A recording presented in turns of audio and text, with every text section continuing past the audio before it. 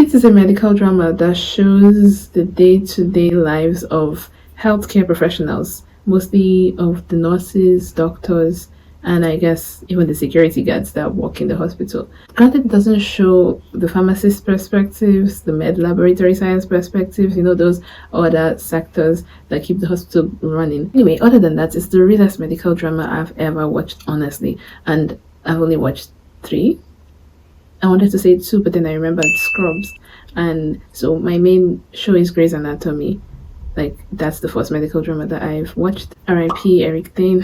McSteamy. My heart goes out to his family. And Scrubs, which was so, but the Pitt comes in as the most accurate, I guess, medical drama I've ever watched. Compared to Grey's Anatomy, it doesn't focus on interrelationships between co-workers. Instead, it just portrays the reality of working in a hospital setting, specifically the ER and trauma. So the Pitt basically describes the combination of the emergency room and the trauma center. Prep to intubate. Ketamine rock on board. Chest tube is in, hook me up.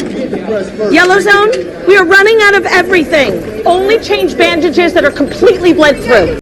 Where I work, the trauma center is a different building, and the emergency or accidents and emergency department is in another building, and I'm grateful for that. If not, life will always look like the Pitt. Though I think it's also a play on words, like with Pittsburgh, because the hospital's name. And the Pitt thankfully does not shy away from the portrayal of burnout in healthcare, in the case of healthcare providers. Like when they showed Dr. Robby's mental breakdown.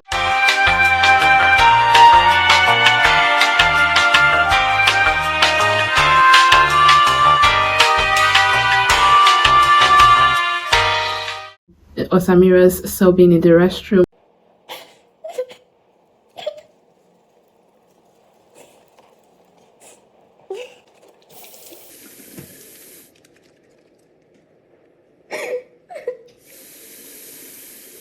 Like, they weren't far from reality, because who here hasn't come back from a shift and sobbed their eyes out? I know I have. So I know that this video is titled The Pitt's X Fatigue, but I want to be clear that it's not just any type of fatigue that we see in the Pitt. It's a portrayal of compassion fatigue. Now, compassion fatigue is kind of like burnout, except it usually happens to, or mostly happens to, healthcare providers, where you have where you keep showing care, sympathy, empathy for individuals in the hospital, and horrible things keep happening to them, and you experience horrible things every day, and you just get to a limit where you can't anymore. I first heard of this term from one of the actresses in the Pitt. Her name is Sepideh Moafi. She plays Dr. Al-Hashimi in the Pitt, and funny enough, when she spoke on this, she wasn't a doctor in the Pitt, so it's interesting how things work out. I saw a post of her talking about compassion fatigue and how most people these days have it, especially during the, I guess,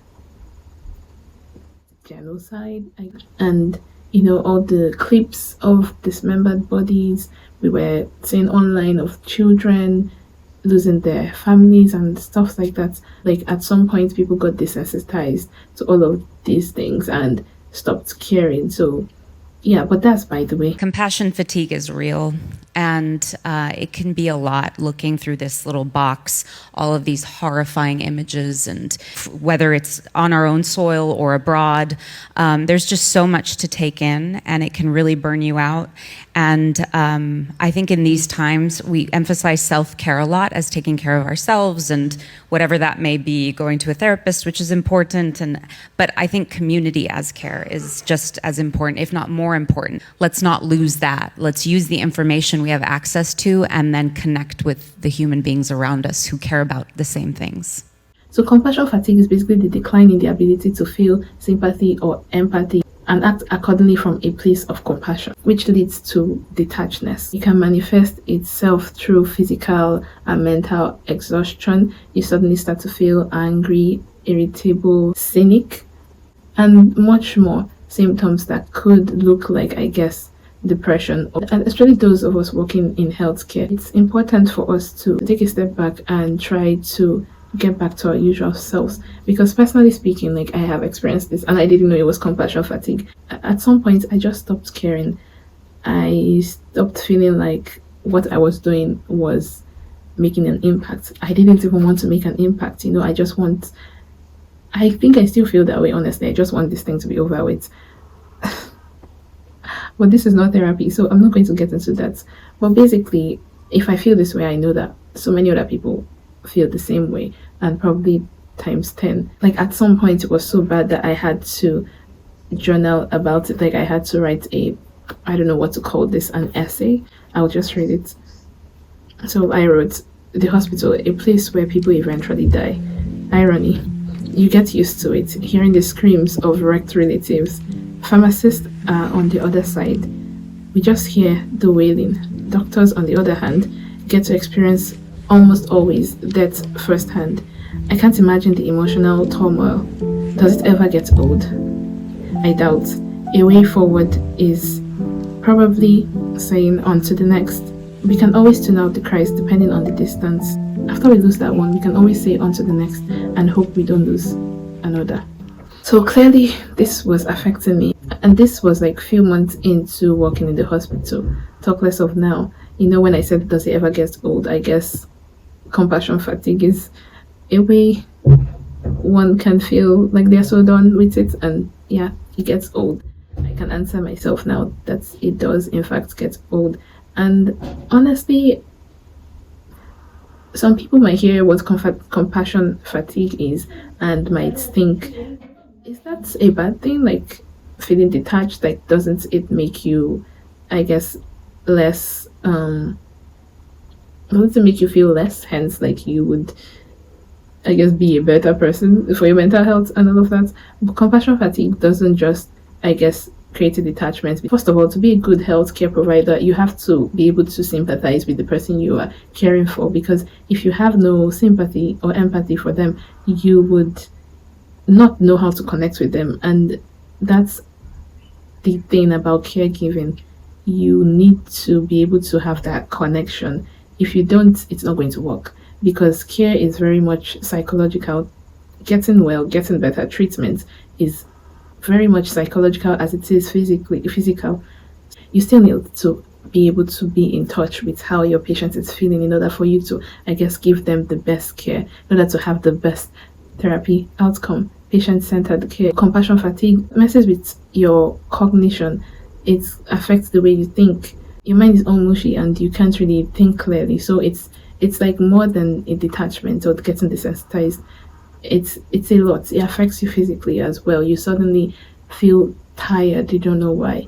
You just want to sleep all the time. Things like that. But while making this video, I searched for solutions, because I can't live here talking about something as, I guess, bad as this without providing a solution. So according to the Physician Wellness Hub, I found this and I felt it made sense. I'll practice this myself. Is to combat compassion fatigue, or to prevent it, is to practice mindfulness. You practice mindfulness by being aware of your thoughts and feelings physically, emotionally throughout the day. So you basically just check on yourself at different intervals of the day. When it's time for lunch and you sit down with yourself, you need to assess yourself. How do you feel? Like being aware of those emotions is important. It prevents you also from lashing out unnecessarily. When you feel angry, you realize you're angry and you like kind of snap out of it, or you try to ground yourself in the moment. Another way is breathing. This helps me so much. Ever since being posted to an outpatient department, people can be annoying, and sometimes it's hard to remember that these people are sick or have sick relatives, hence the way they act. But people can just naturally be quite annoying. But something that helps me is remembering that they are here to seek help. So like I give them the benefit of the doubt, or I try to be more patient, because I know that the situation that they're in is an unfortunate one. So I try to breathe a lot. Like literally I like inhale and exhale. Let's do it together. It really helps when I experience, or when I feel myself getting angry. This is kind of related to mindfulness. I just breathe in, breathe out, and I'm usually good to go. They also suggested thinking of the things you can control, like maybe when you lose a patient and well, you've lost that person. There's really nothing you could have done. I'm sure anyone that loses a patient must have tried their best to bring that person back. So once that happens, you just focus on the things you can control. What can you control around you? Is it tidying up? Practicing self-care basically by eating healthy, sleeping well. Like, people underestimate the effect of sleep and good food, honestly, in it's on your performance. It really does help when you're well rested and you come to work, because you won't be cranky, you won't be irritable, your mind wouldn't be foggy. Eating well too helps you have energy, you wouldn't be easily irritated.